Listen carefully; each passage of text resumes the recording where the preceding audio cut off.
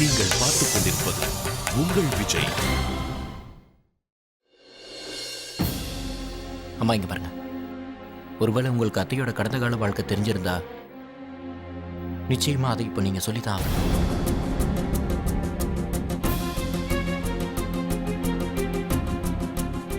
ப்ளீஸ்மா. ப்ளீஸ்மா. சரி,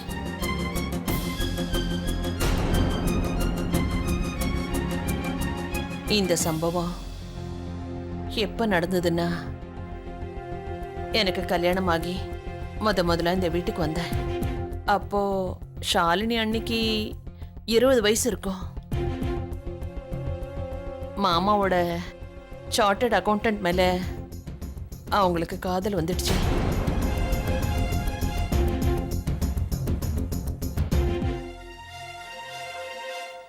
எப்ப மாமாவுக்கு இந்த விஷயம் தெரிஞ்சுதோ, இந்த விஷயத்தை கேள்விப்பட்ட உடனே அவர் அப்படியே மனசுடைஞ்சு போயிட்டாரு. எப்படியோ அவரே மனசை தேத்திக்கிட்டாரு. ஷாலினி அண்ணி கல்யாணம் சிஎம் பையனோட நடக்கணும்னு நினைச்சுக்கிட்டு இருந்தாரு. ஆனா அண்ணி அவர் விருப்பத்துக்கு மாறா வீட்டை விட்டு ஓடி போய் கல்யாணம் பண்ணிக்கிட்டாங்க.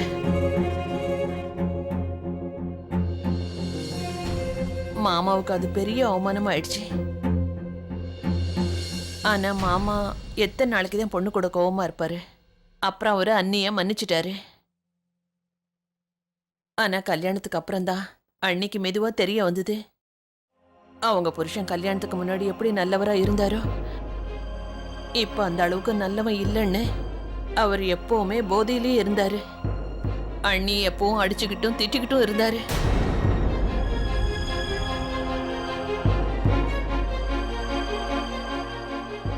அப்புறம் அண்ணியும் எல்லாத்தையும் சகிச்சுக்கிட்டு இருந்தாங்க. யாருக்கிட்டையும் எதையும் சொல்ல மாட்டாங்க. அப்படியே சொன்னா யார்கிட்ட சொல்லுவாங்க? யாருக்காக குடும்பம் வீடு எல்லாத்தையும் விட்டுட்டு போனாங்களோ அந்த ஆள் அன்னிக்கிட்ட மிருகத்தை விட கேவலமா நடந்துக்கிட்டான். அதுக்கப்புறமா மாமாவுக்கு எப்போ இந்த விஷயம் தெரிஞ்சதோ அண்ணிய உடனே வீட்டுக்கு வர சொல்லிட்டாரு.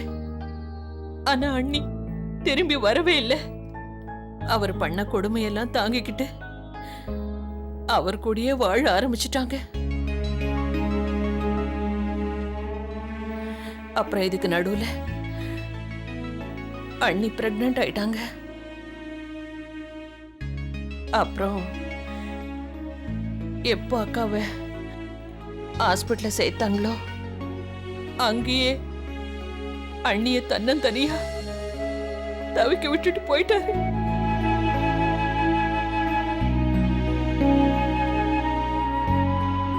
அவ்வளவுதான். அதுக்கப்புறம் அண்ணியோட வாழ்க்கை இருண்டு போச்சு. இருண்டு போன அண்ணியோட வாழ்க்கையை பத்தி யாரும் தெரிஞ்சுக்கவும் இல்லை, கேட்கவும் முடியல. பெரியம்மா இப்ப மேல தனியா இருக்காங்க. வினய், எனக்கு தெரிஞ்ச வரைக்கும் நீங்க இப்ப அவங்க கூட தான் இருக்கணும். அவங்களுக்கு நீங்க தைரியம் சொல்லணும். ஆமாண்ணா, உங்களை விட பெட்டரா ஆன்ட்டியை வேற யாரும் ஹேண்டில் பண்ண முடியாது.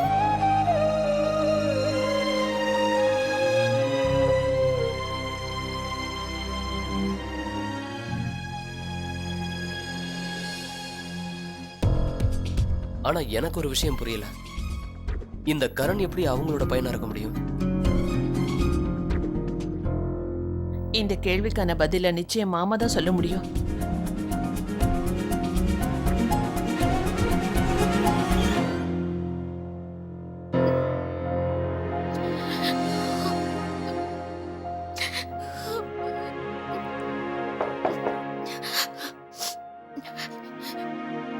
இப்ப நான் யாரையும் பார்க்க விரும்பல.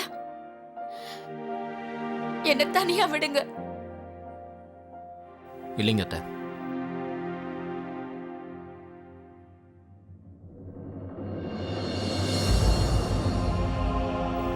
நான் விட மாட்டேன். இவ்வளவு பெரிய கஷ்டத்துக்கு அப்புறம் உங்க மனசு எப்படி வேதனைப்படும்னு என்னால புரிஞ்சுக்க முடியுது. இந்த இக்கட்டான நேரத்துல நான் உங்களை தனியா விடுவேனா? அத்தை, நான் சின்ன வயசுல இருக்கும்போது என் கையை பிடிச்சி நான் எங்க போனாலும் என்னை ஜாக்கிரதையா பத்திரமா கூட்டு போவீங்க.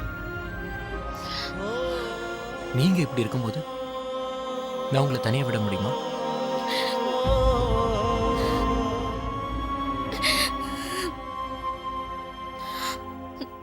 நான் சூழ்நிலைகளை எதிர்க்க கத்துக்கிட்ட வினை.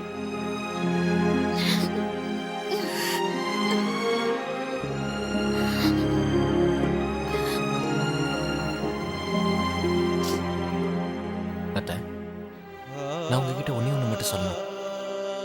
உங்களுக்கு எந்த கஷ்டம் வந்தாலும் நானும் இந்த குடும்பத்தில் இருக்கிறவங்க கடைசி வரைக்கும். குடும்பத்தை பத்தி பேசாத வினை. உன்னை விட அதிகமா நான் இந்த குடும்பத்து மேல நம்பிக்கை வச்சிருந்தேன். ஆனா இந்த குடும்பத்துல என் விசுவாசத்தை தப்பா பயன்படுத்திக்கிட்டாங்க. பொய் சொல்லியிருக்காரு. என்னோட அப்பா என்கிட்ட பொய் சொல்லியிருக்காரு. இந்த நம்பிக்கை துரோகத்துக்கு அவரை என்னால என்னைக்கு மன்னிக்க முடியாது. மன்னிக்கவே மாட்டேன்.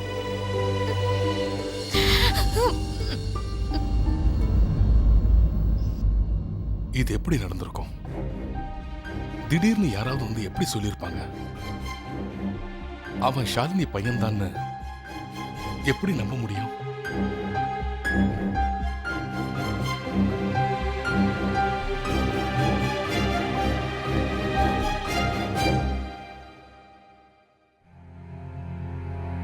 நான் யார் பேசுறேன்னு உங்களுக்கு ஞாபகம் இருக்கா? நம்பிக்கை துரோகி. சத்தியம் எல்லாம் பண்ண அந்த குழந்தையோட நிழல் கூட எங்க மேல படாதுன்னு. அவனுக்கு எப்படி தெரிஞ்சது அவன் ஷாலினியோட பையன்?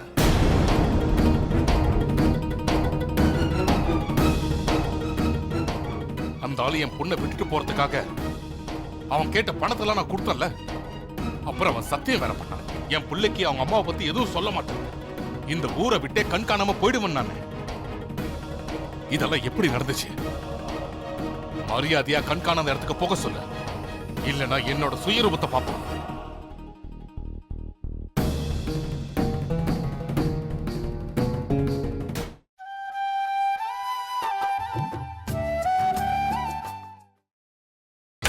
நீங்கள் பார்த்துக் கொண்டிருப்பது உங்கள் விஜய்.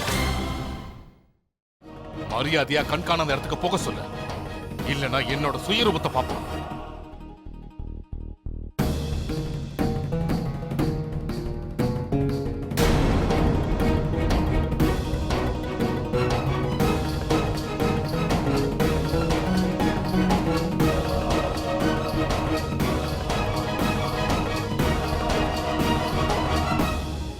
உங்களுக்கு தெரியும், ஆன்ட்டிக்கு ஒரு பையன் இருக்கிறது உங்களுக்கு நல்லாவே தெரியும். ஆன்ட்டியோட குழந்தை இறந்து போகல, அது உயிரோட தான் இருந்திருக்கு. அந்த பையன் வேற யாரும் இல்ல, இந்த கரண், ஷாலினி அத்தையோட சொந்த பையன். விஸ்வா, நீ இந்த விஷயத்துல தலையிட வேண்டிய அவசியமே இல்லை. நீ உன் வேலையை மட்டும் கவனிச்சா போதும். மரியாதையா அந்த இடத்த விட்டு போ.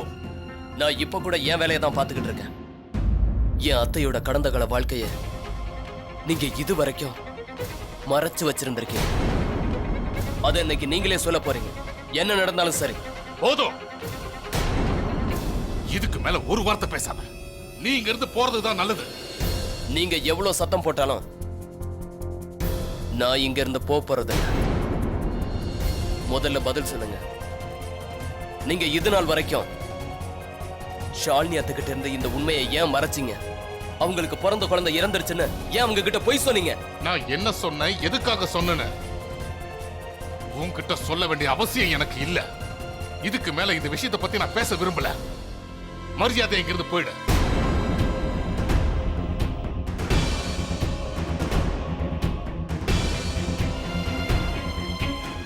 இவ்வளவு பெரிய விஷயத்தை நாங்க தெரிஞ்சுக்காம விட மாட்டோம் தாத்தா. இது உங்களோட விஷயமோ என்னோட விஷயமோ இல்ல, இந்த வீட்டோட விஷயம். இதுக்கு நீங்க பதில் சொல்லியாகணும் தாத்தா. விஸ்வா, விஸ்வா, விஸ்வா.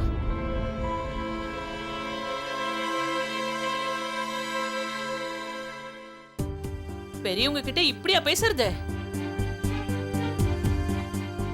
மன்னிப்புகள் தாத்தா கிட்ட.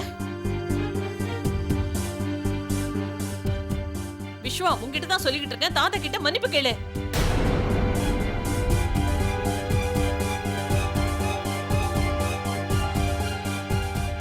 மன்னிப்பு அவரை கேட்க சொல்லுங்க, அத்தை கிட்ட.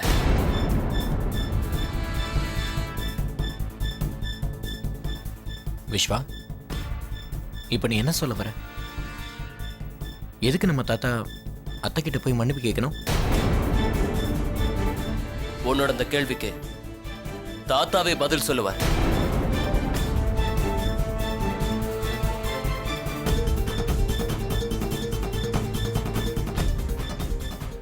மாமா, விஸ்வா என்ன சொல்றான்? இவன் எந்த விஷயத்தை பத்தி பேசுறான்? விஸ்வா, என்னன்னு சொல்லு. எங்க கவலையே அதிகமாக்காத. எந்த விஷயத்தை பத்தி நீ பேசுற?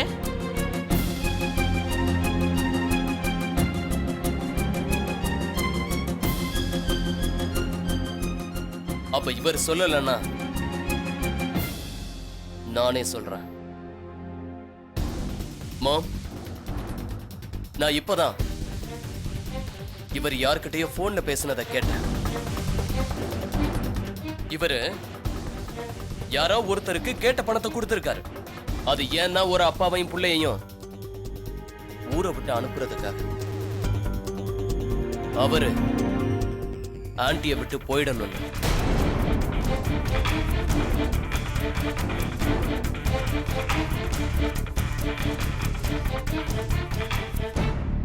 அந்த பையன் இவர் பேசின பையனா ஏன் இருக்க கூடாது?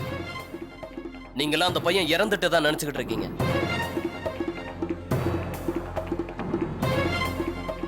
இவர் பேசினதை கேட்டது எனக்கு ஒரு விஷயம் மட்டும் நல்லா புரிஞ்சது. ஷாலினி ஆண்டி உயிரோட தான் குழந்தைய பெத்தெடுத்திருக்காங்க.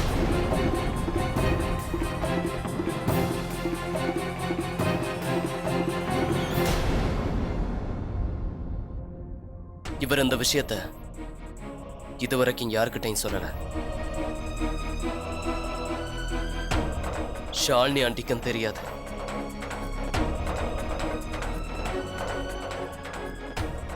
இது எல்லாத்துக்கும் மேல இவர் செஞ்ச பாவம் என்ன தெரியுமா? இவர் ஒரு தாய்கிட்ட இருந்து புள்ளைய அநியாயமா பிரிச்சுட்டாரு.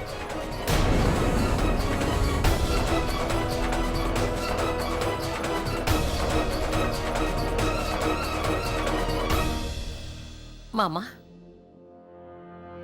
விஸ்வா சொல்றதெல்லாம் உண்மைதானா? அப்படின்னா உண்மையிலேயே நீங்க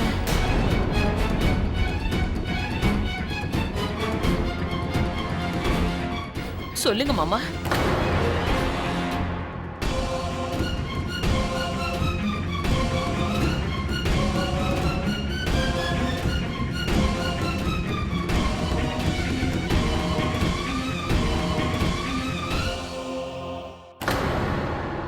இங்க பாருமா, சந்தர்ப்ப சூழ்நிலை நான் அப்படி பண்ணிட்டேன்.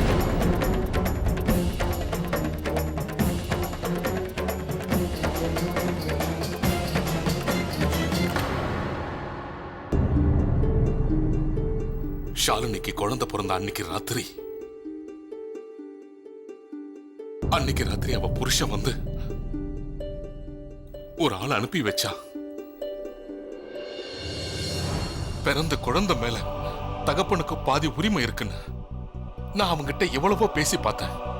ஆனா அவன் எதையுமே புரிஞ்சுக்கலமா. அவன் என்கிட்ட ஷாலினிய ஒரேடியா விட்டு பிரிஞ்சு போறேன்னு சொன்னான். அதுக்காக குழந்தையும் பணமும் கேட்டான். எனக்கு அப்ப என்ன செய்யறதுனே தெரியல. நானும் ஒரு பெரிய தொகையா கொடுத்தேன். எல்லாம் என் பொண்ணோட சந்தோஷத்துக்காக. ஆனா அதுக்காக நான் ஒரு பெரிய பொய் சொல்ல வேண்டியதாயிடுச்சு. மிகப்பெரிய பொய். என் பொண்ணுகிட்டயே சொல்ல வேண்டிய சூழ்நிலை ஆயிடுச்சு. குழந்தை இறந்துதான் பிறந்ததுன்னு பொய் சொன்னேன்.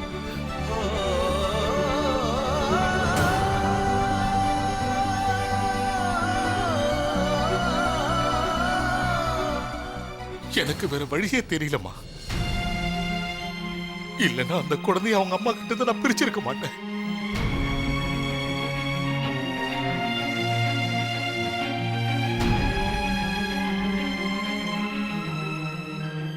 நீங்க போய் சொல்றீங்க போய் சொல்றீங்க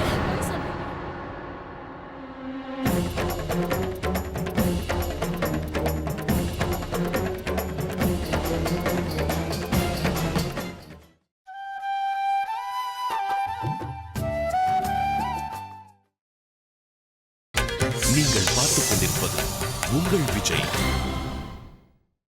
ஒரு வழி இருந்துச்சு உங்ககிட்ட. ஒருவேளை நீங்க விருப்பப்பட்டிருந்தா இத்தனை வருஷத்துல இந்த உண்மையை நீங்க என்கிட்ட சொல்லி இருக்கலாம்.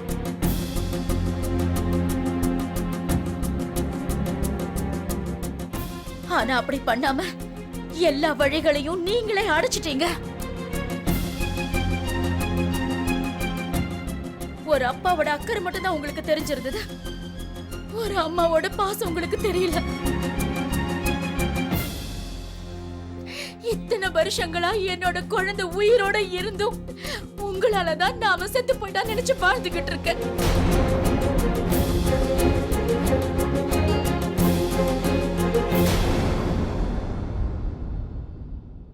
இதுக்காக நான் உங்களை என்னைக்கு மன்னிக்க போறதில்ல.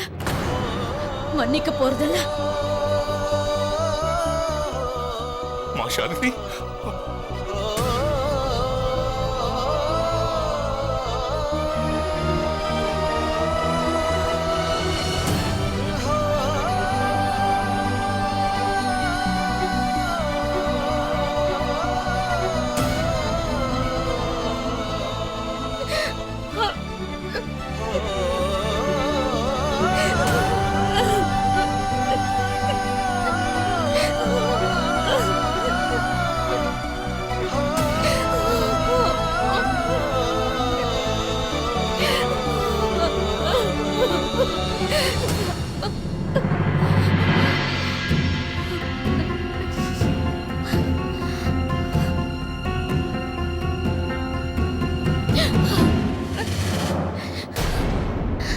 தயவு செஞ்சு இங்க இருந்து போயிடுங்கப்பா.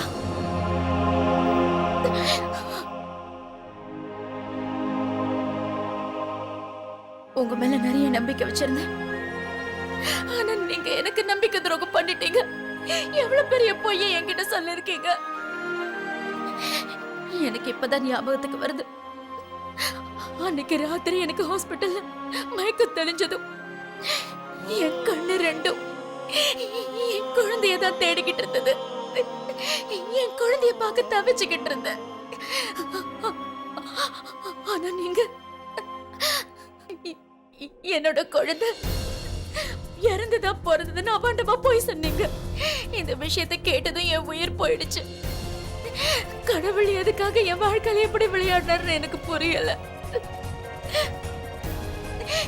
எந்த குழந்தையன்னா 10 மாசம் என் வயித்துல சுமந்தேனோ அந்த குழந்தையோட சிரிப்பு சத்தத்தை நான் கேட்க முடியாம போயிடுச்சு. என் தலையெழுத்து இப்படி இருக்கேன்னு நினைச்சு நான் கோபப்பட்டுட்டு இருந்தேன். ஆனா எனக்கு இது தெரியாது. ஏமாற்றங்கிறது என்னோட தலையெழுத்துல இல்ல. இந்த விதியையே எனக்கு எங்க அப்பா தான் கொடுத்தாரு. என்னோட அப்பாவே என் குழந்தைய என்கிட்ட இருந்து பிரிச்சுட்டாரு. ஒருவேளை மாலதி அடம் பிடிக்கலன்னா, இந்த விஷயத்தை கேர் பண்ணாம இருந்திருந்தா இந்த ரகசியம் என்னைக்கோ புதைஞ்சு போயிருக்கும். இந்த வீட்டை நீதி நியாயத்தோட கோவில்னு சொல்லிட்டு இருந்தீங்க. அந்த நீதி நியாயத்தை காக்குற கடவுள்னு நினைச்சிட்டு இருக்கிற நீங்களே இந்த மாதிரி பண்ணலாமாப்பா? உங்களோட பொண்ணுக்கு இவ்வளவு பெரிய அநியாயத்தை எப்படி பண்ணீங்க?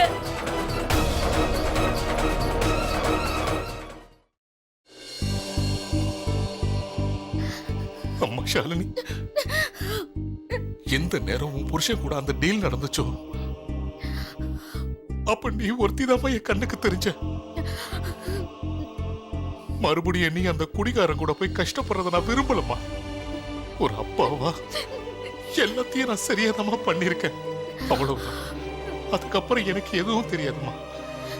நான் எல்லாமே உன்னோட நல்லதுக்கு தான் பண்ணேன். உன்கிட்ட இருந்து உன் குழந்தைய பிரிக்க நினைக்கல. நீ உன்னோட அப்பாவை மன்னிக்க மாட்டியம்மா?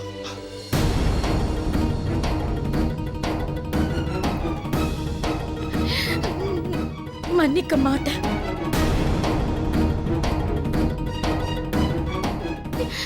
ஒரு அம்மாவை ஒரு குழந்தைகிட்ட இருந்து பிரிக்கிறதுங்கிறது